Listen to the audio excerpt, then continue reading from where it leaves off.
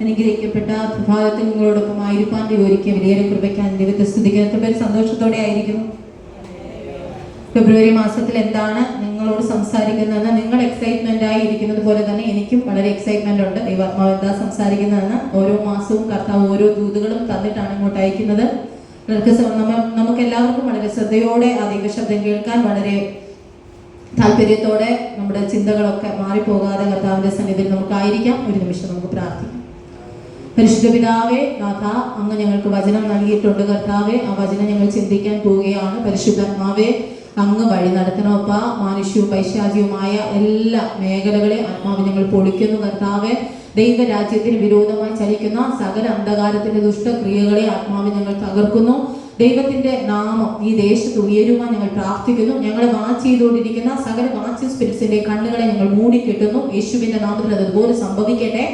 ദൂതന്മാർ ഇറങ്ങട്ടെ. ദൈവത്തിന്റെ കരം വെളിപ്പെടട്ടെ. യേശുവിൻ നാമത്തിൽ ഞങ്ങൾ പ്രാർത്ഥിക്കുന്നു. ഈ ജനം കർത്താവെ എന്ത് ആവശ്യഭാരത്താൽ ഇതിൻ്റെ അകത്ത് വന്നോ, കർത്താവ് വന്നതുപോലെയല്ല. അപ്പം മടങ്ങിപ്പോകുമ്പോൾ ദൈവത്തിന്റെ ഹല്ലേലൂയ അനുഗ്രഹം പ്രാപിച്ചുകൊണ്ട്, രോഗസൗഖ്യം പ്രാപിച്ചുകൊണ്ട്, പശു കിടാവ് എങ്ങനെ തുള്ളിച്ചാടും അതുപോലെയാണല്ലോ പരിശുദ്ധനാമം സംസാരിച്ചത്. അതുപോലെ തന്നെ ഒരു അനുഭവം, ഒരു സന്തോഷം, ആരും ഇവരുടെ ഹൃദയത്തിൽ നിന്ന് ആ സന്തോഷം എടുത്തു കളയാത്തൊരു സന്തോഷം കർത്താവ് പകർന്ന് അനുഗ്രഹിക്കണം. യേശുവിൻ നാമത്തിൽ തന്നെ ആമേൻ. നമുക്ക് വേദഭാഗത്തിൽ കടന്നു വരാം. ന്യായാധിപന്മാരുടെ പുസ്തകം 16-ാം അധ്യായം 6-ാം വാക്യം. ന്യായാധിപന്മാരുടെ പുസ്തകം 16:6. അങ്ങനെ ദലീല ശിംശോനോട്, നിന്റെ മഹാശക്തി ഏതിലാകുന്നു? ഏതിനാൽ നിന്നെ ബന്ധിച്ച് ഒതുക്കാം? എനിക്ക് പറഞ്ഞു തരണമെന്ന് പറഞ്ഞു. ഫെബ്രുവരി മാസത്തിൽ ഞാൻ എന്താ ഇവിടെ സംസാരിക്കേണ്ടതെന്ന് പരിശുദ്ധന്മാരോട് ചോദിച്ചപ്പോൾ പരിശുദ്ധന്മാർ അവരോട് പറഞ്ഞത് ഉറച്ചു നിൽക്കണമെന്ന് പറയണം. എന്താ കേട്ടാ എല്ലാവരും? വിശ്വാസത്തിൽ ഉറക്കണമെന്ന് പറയണമെന്ന്. വിശ്വാസം ഇല്ലെന്നല്ല, എവിടെയൊക്കെയോ വിശ്വാസം ചോർന്നു പോകുന്നുണ്ട്. രോഗം വരുമ്പോ, കടബാധ്യത വരുമ്പോ, പ്രശ്നം വരുമ്പോ ജീവിതത്തിന്റെ അകത്ത് വിശ്വാസത്തിൽ ഉറച്ചു നിൽക്കാൻ പറഞ്ഞേ പറ്റുന്നില്ല. Hallelujah, hallelujah. അതുകൊണ്ട് പരിശുദ്ധാത്മാവ് ഇന്ന് ഈ പ്രഭാതത്തിൽ നിങ്ങളോട് പറയുന്ന ഒരു കാര്യം, വിശ്വാസത്തിൽ ഉറച്ചു നിൽക്കണം. കഷ്ടത വന്നാലും, വേദന വന്നാലും, ഉറക്കിളപ്പ് വന്നാലും, പൈതാഹം വന്നാലും, ക്രിസ്തുവിന്റെ സ്നേഹത്തിൽ നിന്ന് എന്നെ ആർ വേർതിരിക്കും? പറ്റില്ല. ഞാനിന്ന് ഡ്രൈവ് ചെയ്തുകൊണ്ടിരുന്നപ്പോൾ പരിശുദ്ധനോട് പറഞ്ഞതാണ്, നമ്മൾ ഇവിടെ വന്നത് ദൈവത്തോടുള്ള സ്നേഹം അല്ലേ? പനി പിടിച്ച് വീട്ടിൽ കിടക്കുന്ന സൗകര്യം എനിക്ക് വളരെ അത്ഭുതം തോന്നി. രാവിലെ പറഞ്ഞ് വരത്തില്ല. എനിക്ക് ഭയങ്കര സന്തോഷമാണ് കേട്ടോ. നിങ്ങൾ ദൈവത്തോട് കാണിക്കുന്ന ഒരു ആദരവാണ്. വരാൻ പറ്റില്ല എന്ന് പറഞ്ഞിട്ട് എങ്ങനെയൊക്കെ തട്ടിക്കൂട്ടി വന്നാ എനിക്കറിയാം. ഇതിനകത്ത് ചിലർ വന്നിരിപ്പുണ്ട്. എല്ലാവരും അല്ല കേട്ടോ, ചിലർ. ആ മഗ്ദലക്കാരത്തി മറിയെ പോലെ. മഗ്ദലക്കാരത്തി മറിയയ്ക്ക് 7 ഭൂതം ഉണ്ടായിരുന്നു. എത്ര ഭൂതം ഉണ്ടായിരുന്നു? 7 ഭൂതം ഉണ്ടായിരുന്നു. ലോകം പറഞ്ഞു അവളൊരു ഭൂതഗ്രസ്തയാണ്, അവൾ നാറ്റം വമിക്കുന്നവളാ, അവളെ കൂടെ കൊണ്ട് നടക്കാൻ ആർക്കും പറ്റത്തില്ല.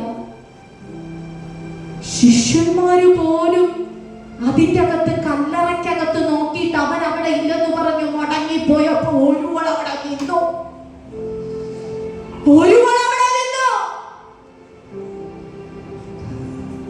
നിന്ന കൂട്ടത്തിരിയുണ്ടോ? പൊളനിയുണ്ടോ? പൊളനിയുണ്ടോ? ആ കൂട്ടത്തിനിയുണ്ടോ? കർത്താവിനെ കണ്ടിട്ടേ പോവാ, കർത്താവിനെ കിട്ടിയിട്ടേ പോവാ, കർത്താവിനെ പ്രാപിച്ചിട്ടേ പോവാ. കേവലം ഒരു മീറ്റിംഗിന്റെ പങ്കെടുക്കാൻ ഇരിക്കുന്ന പോലെ ഇരിക്കരുത്. പരിശുദ്ധാത്മാവ് എന്തൊക്കെയോ നമ്മോട് ചെയ്യാനുണ്ട്.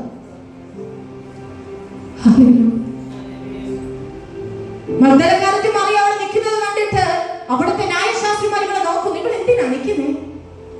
ഇവിടെ ഭൂതം പിടിച്ചവളാണല്ലോ, ഇവിടെ സമൂഹത്തിൽ ഒരു മാന്യതയുമില്ലല്ലോ. യേശുവിന്റെ കാൽക്കൽ പരിമള തൈലം ഒഴിച്ച്, അവര് പരിമള തൈലം ഒഴിക്കുന്ന സമയത്ത് അവിടെ ഇരിക്കുന്ന മതപണ്ഡിതന്മാർ പറയുന്നുണ്ട്, ഇത് ദരിദ്രന്മാർക്ക് നിനക്ക് കൊടുത്തൂടെ? ഇത്രയും വിലയേറിയ ഈ പരിമള തൈലം എന്തിനാ ഈ മനുഷ്യന്റെ കാലിൽ ഒഴിക്കുന്നത്? എന്റെ അപ്പം പറഞ്ഞൊരു കാര്യം വളരെ ശ്രദ്ധേയമാണ്. എന്താണെന്ന് അറിയാം, അതെന്റെ ശവ സംസ്കാരമാണ്.